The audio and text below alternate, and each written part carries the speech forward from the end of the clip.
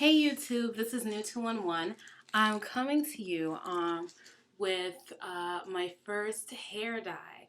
I dyed my hair in June.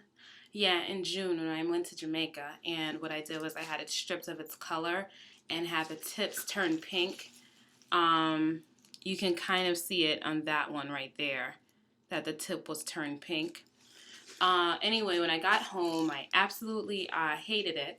So I had it colored by a box coloring by my, and that faded really quickly, and it went back to that kind of like a orangey looking color.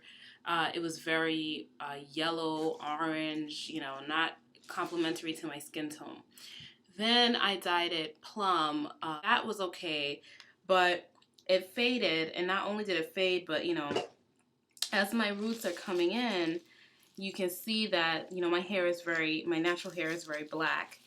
And now that it's winter, I kind of want to have a different look. I'm using By Jen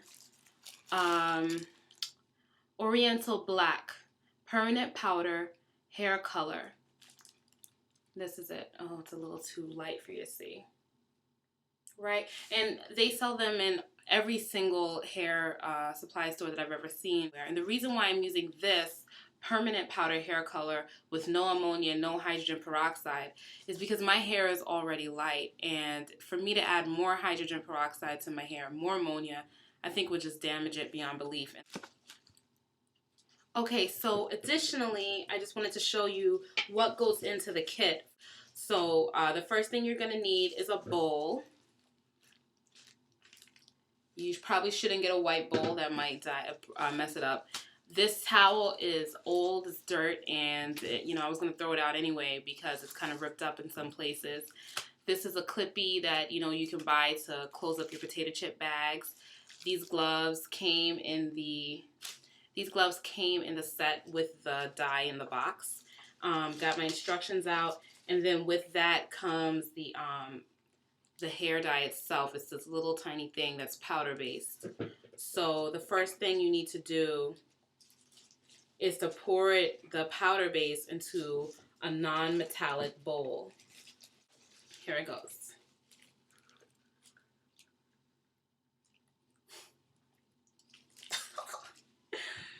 Next, good thing I put the cats out of the room because I don't want them smelling this. Next, they have a measuring tray that they give you. See it here. And one side of it actually has measuring little steps on it that measure how much liquid you need to put into the dye. It says the water should be room temperature, and my water is cold right now. Thanks a lot, landlady. Okay, so now I filled up the measuring cup all the way because I used a full bottle. Then I poured it into the powder mix. Actually, it doesn't smell half bad. Application time should take about 10 minutes. Quickly apply the mixture on dry hair. Something is telling me I'm going to need more than just a little bit that's in here, which I plan to do anyway. So I bought, yuck. I bought 2. Okay. You're going to want to really squish the dye in there. So as you can see, it only covered a quarter, if not even that, of my hair. This much. And not all the way down to the tips. So I don't know who they thought they were fooling with this whole one little bottle of thing to cover someone's entire head. I'm going to have to talk to them about that. I guess I'm going to be mixing in an additional batch. I only bought 2 boxes. So it looks like I'm going to have one color hair in the front, one color of hair in the back. But I'll just try to make it work, as Tim Gunn says. Love me some Tim Gunn. Okay, don't want dye on my computer. Okay, so now we're working the other side. And I'm getting down to the roots because the roots of my hair at the temples had really changed color. Man, they really got stripped of all their color. Okay. Now I'm going to try to use this little bit. I mean, really, it's a little bit for the back. We'll see what happens. There's a lot of hair back there. Probably tomorrow, I'm going to buy another package of it and then just work my way through the rest of my hair. Yeah, I'm really disappointed that there's not enough dye to cover one head. And, you know, it's only $3, but, you know, they could just charge more and supply more in the package. So I guess what I would say is if you have locks, especially locks of any length, you know, mine are by no means long, but I can imagine someone with longer locks,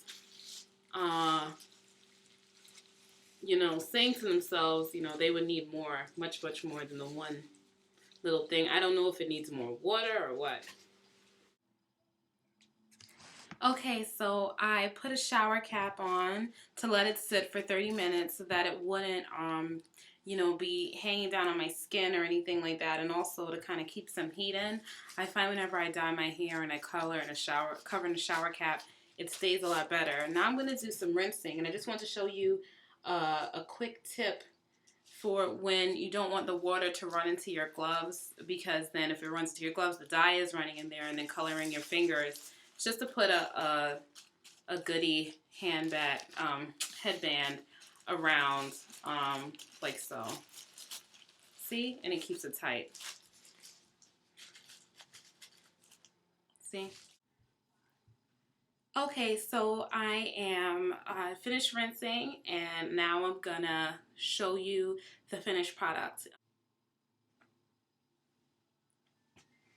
Okay, so that's the finished result. I really like how dark it is in the front. A lot. I like that a whole lot. Like, it looks just thicker and richer and fuller because it's darker now. But then check the back. Like, that just looks silly in a way. So that I'm not too crazy about. But tomorrow I'm just going to dye the back of it. And, ooh, I hope I didn't. I did. I put it on my nice white towel. Oh, well, nothing a little bleach won't fix. I like it. I'm really happy with the results. Let me give you a close-up look. Okay, wait, too much glare. Okay, and then a close-up look of this side. Okay. Now, my scalp is a little orange right now. But what I'm going to do in a couple minutes is take a Q-tip and some Vaseline and rub that over my scalp. And that should help to kind of get some of the dye off my scalp before it really catches into my skin. So once again, that's the back. And that's the front. Okay, YouTube. So, you know, have a good night.